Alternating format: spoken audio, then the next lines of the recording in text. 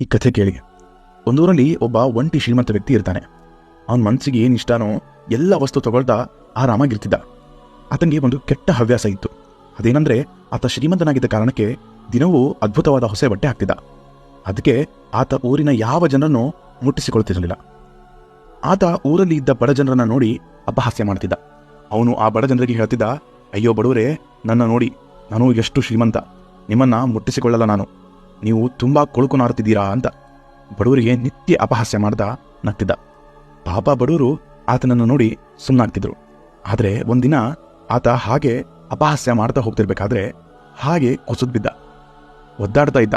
ಆಗ ಊರಿನ ಬಡ ಜನರೆಲ್ಲ ಸಹಾಯ ಮಾಡಲು ಮುಂದೆ ಹೋದರು. ಆದರೆ ಆತ ಅಷ್ಟು ನರಾಡ್ತಾ ಇರುವಾಗಲೂ ನನ್ನ ಮುಟ್ಬೇಡಿ ಅಂತಿದ್ದ.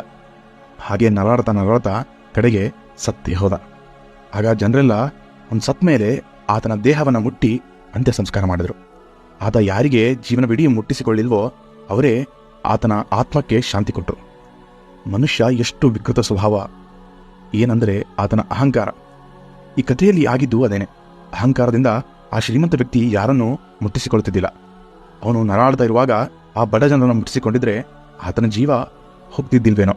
ಅದಕ್ಕೆ ಅನ್ನೋದು ಮನುಷ್ಯನ ಅಹಂಕಾರ ಆತನನ್ನೇ ಸುಡುವುದು ಅಂತ.